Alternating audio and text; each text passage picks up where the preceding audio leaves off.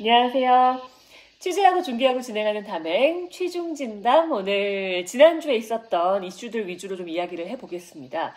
먼저 한 사나흘 시끄러웠죠. 해리 해리스 주한 미국 대사가 남북 교류 협력에 대해서 미국과 좀 협의를 해야 한다는 식으로 이야기를 했다가 문매를 맞았습니다. 일단 청와대도 부적절하다라고 바로 이야기를 했고요. 통일부도 유감이다. 그리고 여당에서는 조선 총독이냐? 주권 이야기까지 좀 나왔습니다. 그런데 미국 국무부가요, 해리스 대사는 지금 트럼프 대통령과 폼페이오 장관의 뜻에 따라 직무를 수행하고 있다라는 이야기를 했습니다. 그러면서 남북관계 진전에 대해서는 당연히 지지를 한다라고도 이야기를 했습니다. 두 가지 이야기를 한 거예요. 남북관계 개선을 지지한다. 그리고 해리스 대사를 지지한다. 이 두 가지 이야기를 했는데 이 두 가지 이야기의 결이 좀 다르잖아요. 근데 좀 이거 살펴보면 일단 남북관계 개선을 지지한다. 이건 뭐 당연한 얘기죠. 교과서적인 이야기고 꼭 해야 될 이야기입니다. 그런데 해리스 대사에 대해서 크게 신뢰한다. 이게 a lot of confidence라는 말을 썼더라고요. 그러니까 크게 신뢰, 상당한 믿음, 이런 얘기가 될 텐데 든든함.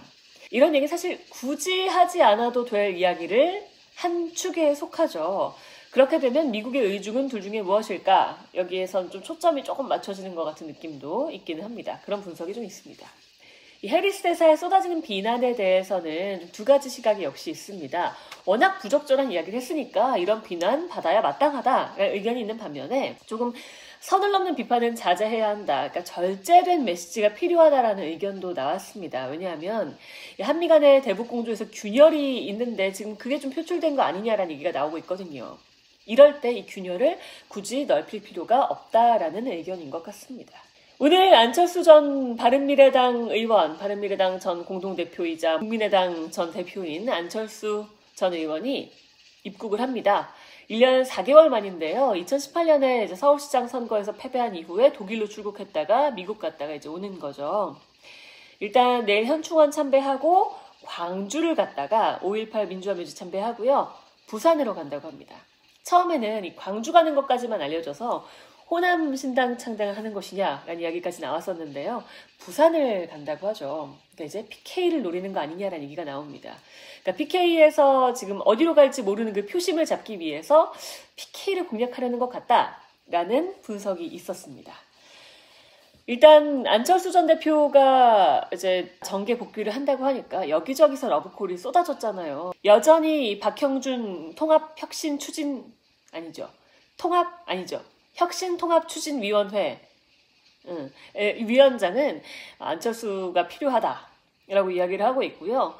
바른미래당에서도 손짓하고 있고 여기저기서 손짓을 하고 있는데 안철수 전 대표의 선택은 어떻게 될지 여러 가지 분석이 있는데요. 먼저 첫 번째, 바른미래당에 복귀하는 건 아닐 것 같다라는 겁니다. 손학규 대표가 물러날 낌새가 전혀 없기 때문에 바른미래당은 안 갈 것 같다. 두 번째, 보수통합? 거긴 안 할 것 같다. 정치공학적인 통합엔 함께하지 않을 것이다 라는 의견을 밝혔잖아요. 근데 통합이라는 게 사실 항상 정치공학적일 수밖에 없는 거니까요.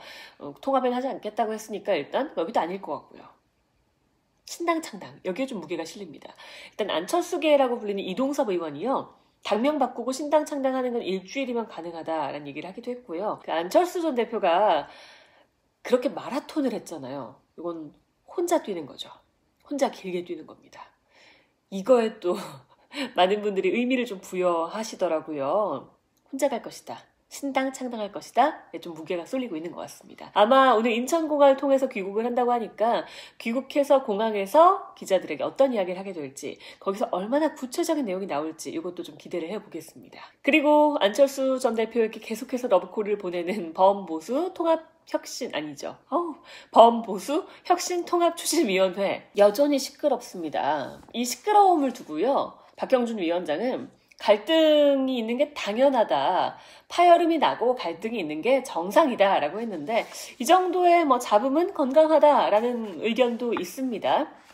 과연 이게 결국 될 것이냐 안 될 것이냐의 차이이긴 한데 될 것이다 라고 이야기하는 쪽은 통합은 어쨌든 필요하니까 이기기 위해서 또 정치를 하는 그 목표를 이루기 위해서는 꼭 통합을 해야만 하니까 통합을 결국은 할 것이다. 대신 이 과정에서 누군가는 양보를 하고 누군가는 내려놔야 할 것이다 라는 이야기를 했는데요. 누가 내려놓느냐 이 부분이 아주 관건이 될 것 같고요. 결국 통합이 안 될 것이다 라는 의견에는 통합이 꼭 필요할까라는 의문이 함께 담겨 있었습니다. 그러니까 세보수당에서 한 3명 정도의 의원들은 신당에 우선 합류할 가능성까지 지금 얘기가 나오고 있거든요. 그러니까 일부 흡수하는 방식으로 가고 두 당대당 통합 같은 거는 조금 어렵지 않겠느냐. 워낙 강성인 다른 의원들이 또 있으니까요. 그런 얘기도 있었습니다. 어쨌든 통합 논의를 하면서 뭔가 합쳐지기 위해서는 누군가 내려놔야 하는데 공천권을 내려놓는 것.